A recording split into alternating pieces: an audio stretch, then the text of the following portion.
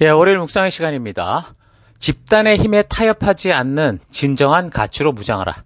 집단의 힘에 타협하지 않는 진정한 가치로 무장하라. 자, 이런 제목으로 또 이번 주간 말씀 묵상 시작하겠습니다. 자, 그동안 우리는 사도행전 18장 11절까지 살피고 난 후에 이제 사도 바울이 고린도 지역에 머물면서 전도하는 그 역사적 시기에 데살로니가 전후서가 적혀진 걸 살폈죠. 자, 2차 전도 여행을 시작해서 이제 고린도에 가기까지 처음에 이제 그 갈라디아 지역을 돌아보고 그리고 성령의 인도하심을 따라서 결국 마케도니아 지역인 빌립보로 들어갔다가 그리고 이제 데살로니가, 베레아, 아테네를 거쳐서 이제 고린도에 도착해서 사실 쉽지 않은 사역이었는데 예수님의 격려를 받으며 사역을 했습니다. 바울도 이 증인의 여정이 쉽지 않았기 때문에 18장 9절을 참고해 보면 예수님께서 바울에게 어느 날 환상으로 나타나셔서 두려워하지 말라고, 잠자코 있지 말고 끊임없이 말해라. 내가 너와 함께 있을 테니까 아무도 너에게 손을 대지 못할 거다. 이렇게 하면서 이 도시에 준비된 이 백성들이 있다. 그걸 알려주셨었죠. 그래서 이제 바울은 그들 가운데서 그 고난과 어려움 속에서도 하나님의 말씀을 이제 가르치면서 1년 6개월 동안 그곳에 머물렀습니다. 그래서 한 장소에 머물 때 환영받으면서 있는 사람들과 잘 지낼 수 있다면 정말 좋은 추억이 될 수 있지만, 만약에 사람들의 곱지 않은 시선과 무관심 또는 협박과 위협에 시달리면서 그 장소에 머무는 것은 참 사람의 심신을 고단하게 하고 괴롭게 하는 일이죠. 근데 고린도에 머물렀던 바울의 경우가 바로 이런 후자의 경우였습니다. 물론 그 안에서 함께 새 언약 백성된 교회로 모이는 그 아굴라와 브리스길라 같은 그런 사람들도 있었지만 그 지역 유대 공동체의 대부분의 많은 사람들이 바울을 배척했고 경계하는 시기였을 것이기 때문에 그 사역이 결코 쉽지 않았습니다. 그러니까 이런 상황에 대해서는 우리가 이제 이번 주 살피는 본문을 통해서 이제 더 알게 될 겁니다. 자, 그래서 예수님께서, 성령님께서 바울에게 용기를 주고 더 이 사명을 따라 나아갈 수 있도록 격려하며 그걸 이끄셨죠. 자, 그러던 중에 원래 여기 오기 전에 3주 정도 짧은 시간에 사역을 했던 그 데살로니가 지역 그 교회를 좀 살펴보는 그런 과정이 있었고, 그래서 이제 그 교회를 세우기 위해서 편지로 소통하면서 성도들이 예수를 그리스도로 믿은 후에 무엇을 기대하며 어떤 자세로 구원 그 이후의 삶을 살아가야 하는지를 이제 나누게 되는 그런 데살로니가서를 우리가 살핀 겁니다. 당연히 구원된 백성들은 예수님의 재림을 통한 하나님의 영광스러운 잔치에 참여하는 게 하나님의 백성된 다음 순서겠지만, 우리가 재림을 통해서든 또는 죽어서든 우리가 주님 앞에 가기까지 이 땅에서 어떤 마음 자세로 어떤 태도를 가지고 살아가야 하느냐라는 게 성도로서 굉장히 중요한데, 이제 그런 문제들이 바로 이제 데살로니가 지역에서 발생하면서 바울이 편지를 통해서 그런 이 구원 이후에 살아가는 성도들의 마음 태도와 삶의 자세를 다루어서 이제 이야기를 해주는데, 이제 이런 이 편지의 내용을 통해서 오늘을 사는 우리도 성도로서 우리가 주님이 오시는 그날까지 또는 우리가 주님께 가는 날까지 이렇게 살아가야 되는구나라는 걸 배울 수 있었습니다. 자, 그래서 계속해서 이제 사도행전 18장으로 돌아와서 고린도에서 있었던 그 사역을 좀 살펴보면요. 성경을 역사적으로 살필 때 이 데살로니가 전서 바로 전에 갈라디아서를 기록했다라고 보는 경우도 있습니다. 또는 이제 데살로니가서를 살피고 그 후에 이제 갈라디아서를 다루면서 갈라디아서를 고린도에서 기록한 것처럼 그렇게 보는 사람들도 있어요. 근데 갈라디아서는 이미 지난번 데살로니가 전서 서론도불에 잠깐 언급했지만 여러 가지로 그 기록 시기에 대한 주장이 많고 다양합니다. 어떤 학자들은 제1차 전도 여행이 끝난 후 AD 한 48년경 본서실을 기록 연대로 보고 기록 장소도 아마 안디옥이었을 거다. 그러니까 2차 전도 여행을 떠나기 전에 있었던 일이다라고 보는 경우도 있고, 또는 이제 AD 53년경 에베소, 그러니까 3차 전도 여행 당시 기록되었을 거다라는 그런 이야기도 있고, 또 AD 56년 마케도니아에서 그러니까 3차 전도 여행 시 고린도의 문제를 처리하기 위해 갔던 그 과정 속에서 기록됐다라는 그런 주장도 있습니다. 또 극단적인 주장을 내세우는 비평학자들은 갈라디아서의 기록 연대를 바울이 이제 그 더 후에 로마에 구금된 그 기간에 적었을 거다. 그렇게 이제 말하는 분들도 있습니다.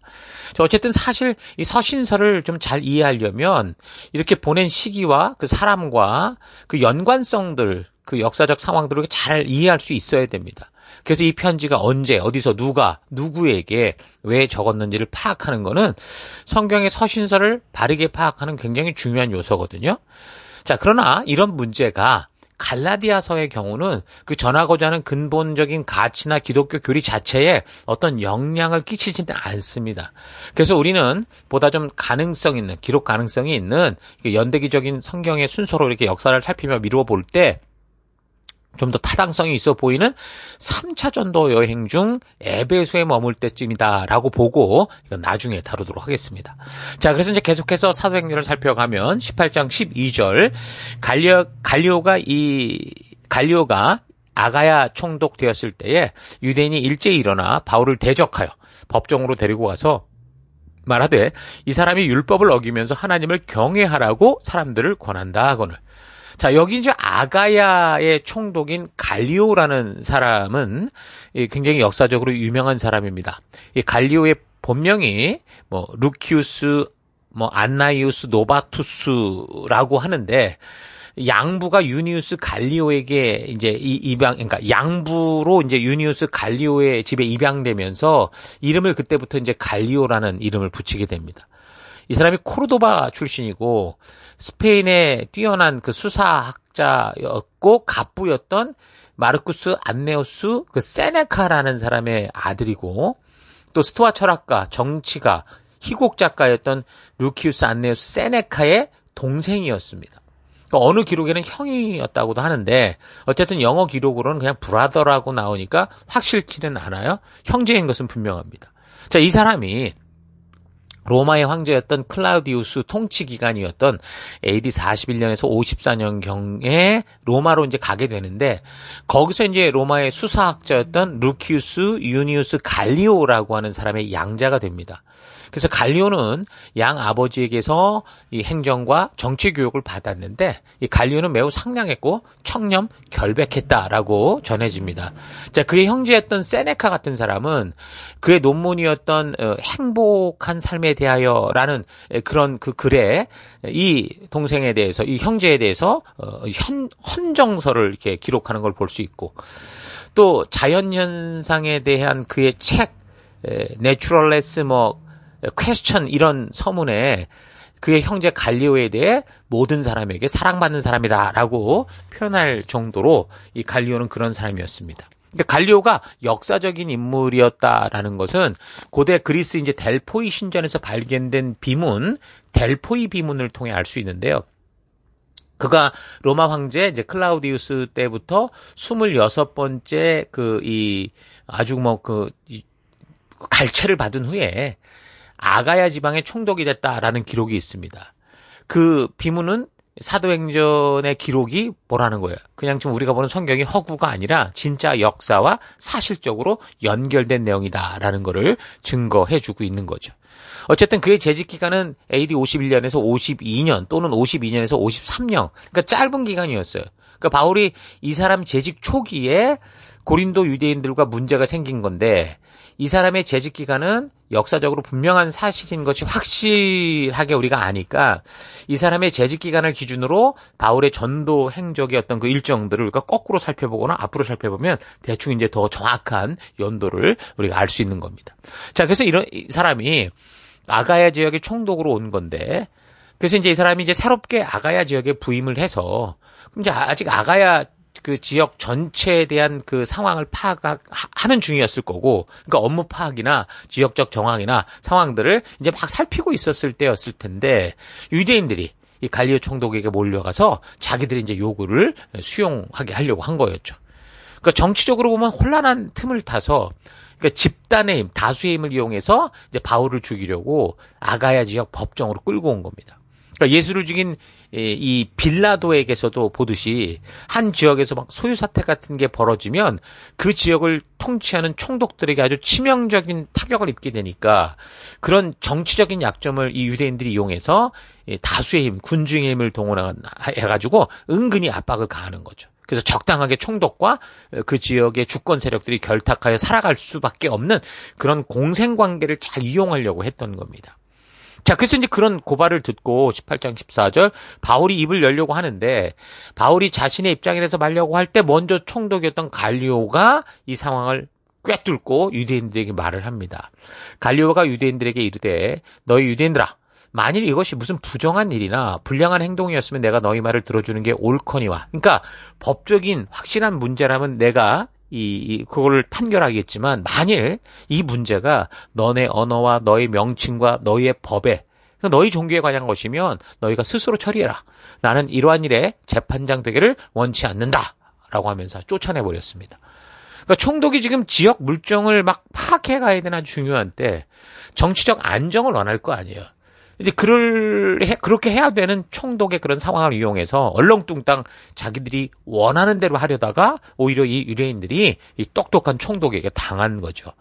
그러니까 유대인들은 저들이 모인 지역마다 항상 이런 식으로 이 종교적 다툼을 벌였고 이런 민족적 특성을 가진 것을 이미 알고 있었던 갈리오 총독의 경우는 그런 종교적인 문제에 정치적으로 휘말리지 않는 아주 단호한 조치를 취한 겁니다.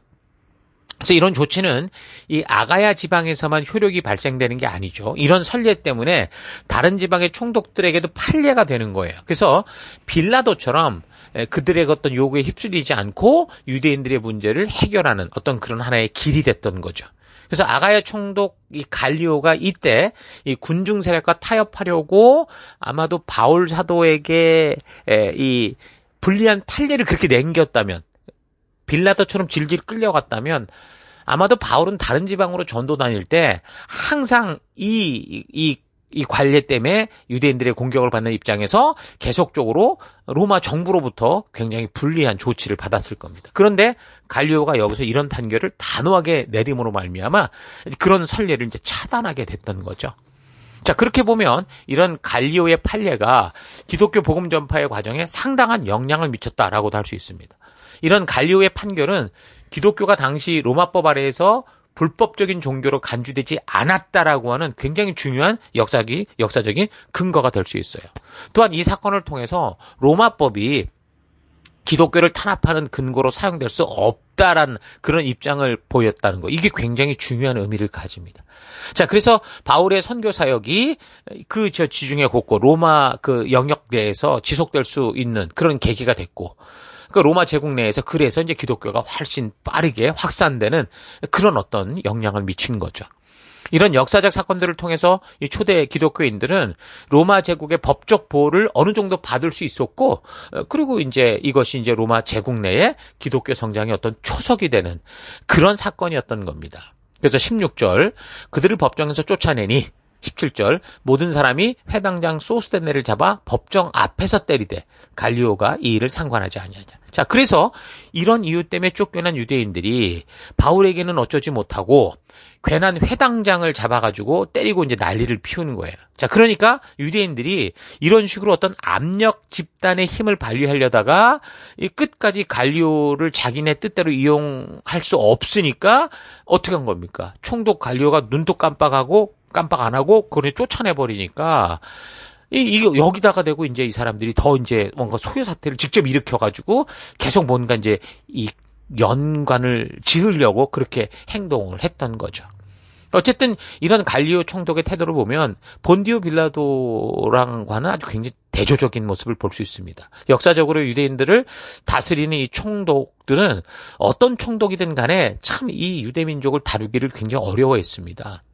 하기는 구약성경 역사를 우리가 볼 때도 유대인들을 다루는 건 지금 하나님도 굉장히 어려워하시는 걸 볼 수 있지 않습니까?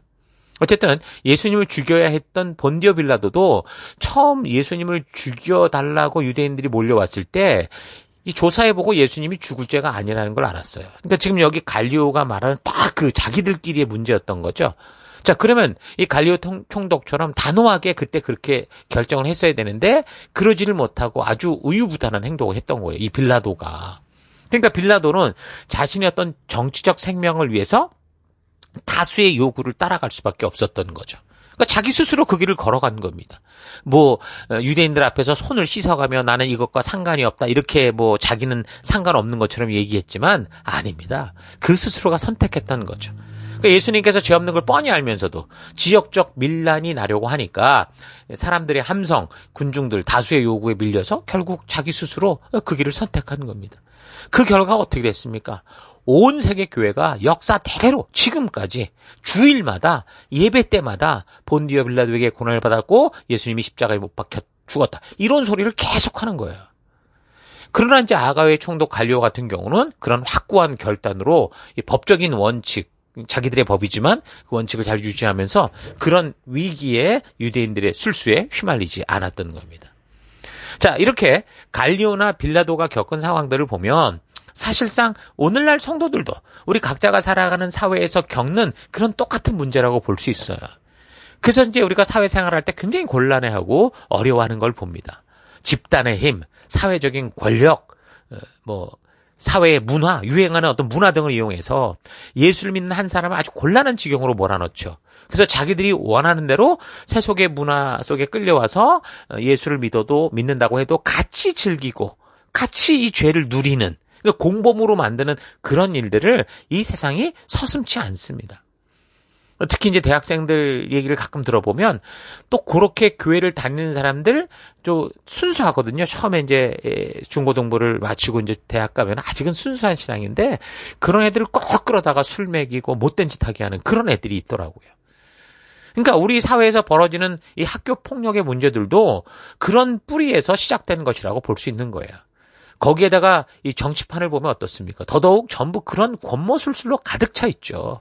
그러니까 이런 영적인 압력은 우리가 살아가는 사회, 직장, 사업터, 학교, 심지어 학생들이 다니는 학교 더 나아가면요. 교회 안에서까지 벌어지고 있는 일들입니다.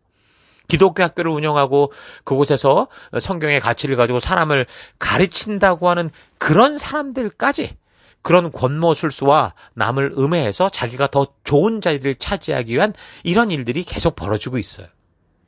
그래서 많은 성도들이 지금 이런 현장, 갈리오와 같은 집단의 힘, 집단의 요구에 협박당하는 현장을 살아가고 있는데, 자, 우리는 이 갈리오의 행동과 이 결단을 통해 보면서 집단의 협박, 이 시대 분위기의 압력에 밀려서 말씀의 가치까지 집어던지고 그런 세력에 휩쓸리지 말고 오직 주의 말씀의 가치가 유일한 삶의 기준이 돼서 비록 거짓말하고 권모술수를 행하는 사람들에 의해서 우리는 1등에서 2등이 된다고 해도 바르게 정직하게 살았는데 손해를 본다고 해도 쉽고 빠른 세상의 길, 그들의 협박과 타협하고 적당히 즐기는 그런 길을 선택하는 게 아니라 바른 말씀의 길을 다니엘처럼 선택하고 결단하는 여러분 되기를 바랍니다. 우리는 이 땅에서 하나님 나라의 가치를 따라 살아가는 거룩하게 구별된 그런 하나님 나라 백성이고 열방의 제사장이다라는 사실 잊지 마시고 이런 현장에서 참으로 빛과 소금된 주님의 군사로서 담대히 서가는 우리가 될 수 있기를 바랍니다. 자, 오늘 하루 나는 하루하루 살아가며 이 시대의 집단적 분위기, 동료들의 시선들에 대해서 저들이 추구하고 가치롭게 여기며 다른 사람들까지 그렇게 자신들의 욕심과 느낌을 따라 살아가게 하는 이런 사회 분위기에 대해서 어떻게 느끼고 있고 그래서 삶의 현장에서 어떻게 행동하고 있는지 좀 차분히 생각해 보기 바랍니다. 우리가 예수를 믿고 이 세상을 살아가는 동안 그런 압박과 협박과 공갈과 거짓의 미끼들은 끊임없이 우리를 공격해 올 겁니다. 사탄이라는 존재가 마지막 심판의 날 그 무적행에 갇히기 전까지 이런 공격을 멈추지 않을 거예요. 그래서 성도로서 이 땅을 살아가는 동안 아무런 풍랑이 없는 좋은 날을 기다리고 산다는 것은 어리석은 행동이죠. 우리는 이 땅에서 살아가는 동안 말씀의 가치를 따라 살고자 투쟁해야 되고 목숨을 내어놓는 결단들을 해야만 이 세상에서의 사명을 바르게 감당할 수 있는 겁니다. 쉽고 편안한 날을 위해서 기독교를 택했다면 잘못된 만남이에요. 혹시나 지금 내가 믿음의 길을 걸어감에 있어서 그런 쉽고 편안한 날들만 있다면 그래서 우리는 내 스스로의 내 믿음을 좀 점검해 봐야 돼요. 그 믿음이 성경을 통해 하나님께서 말씀하시는 믿음인지 아니면 그저 지금 내가 좋은 대로 믿고 내가 좋은 대로 판단하며 살아가는 그런 믿음인지 분명하게 점검해야 됩니다. 우리가 말씀을 연대기적으로 살피면서 성경과 역사를 지금 알아가는 것은 이 성경의 가치, 성경의 정신, 하나님의 진심을 마음에 새기고 머리에 깊이 새겨서 세상의 그 어느 것과도 타협하지 않고 살아갈 수 있는 영적인 가치관, 정신적 가치, 삶의 가치를 심어가는 겁니다. 그래서 금방 효과가 나타나거나 획기적인 급변이 이루어지지 않을 것이겠지만 부지런하고 성실히 성경을 살피고 하나님의 마음을 찾아갈 때 어느 순간인가 마치 잔잔히 내리는 가랑비에 옷이 흠뻑 젖듯이 우리가 말씀의 가치로 무장되어진 자기 자신을 발견하게 될 겁니다. 자, 그래서 날마다 주의 말씀을 따라 결단하며 살아가는 우리가 되십시다. 다니엘처럼 뜻을 정하여 내가 살아갈 말씀의 길을 분명하고 확실하게 함으로 어떤 상황과 환경이 되어도 결코 흔들리지 않는 거룩한 주의 백성이 되십시다. 사람이기에 흔들릴 수 있지만 결코 꺾어지지 않는 이 말씀의 가치를 따라 살아가는 여러분 될 수 있기를 주의 이름으로 축원합니다. 오늘 하루도 힘내십시오. 잠시 기도하겠습니다. 하나님, 우리로 하여금 생명의 길을 알려주셨는데 눈에 보이는 위협과 유혹에 흔들려 내가 원하는 길, 세상이 이끄는 길로 가서 사실 내 욕심대로 즐기며 살아왔던 것 회개합니다. 다니엘처럼 뜻을 정하여 주의 말씀을 따라 살아가는 결단 있는 삶이 되기를 원합니다. 그래서 무엇보다 어떤 위기와 유혹이 와도 절대로 변치 않는 가치, 타협할 수 없는 가치, 우리 주님의 말씀을 부지런히 살피고 묵상하고 나누며 우리 주님께서 우리에게 부탁하신 그 생명의 길을 걸어가는 내가 되기를 원합니다. 이 사회와 이 집단의 힘에 타협하지 않는 진정한 가치로 무장되는 이 하루 될 수 있도록, 그 가치를 따라 살아가는 이 하루가 될 수 있도록 주님이 역사하시고 인도하여 주옵소서. 함께 하심을 감사드리고 예수님 이름으로 기도했습니다. 아멘.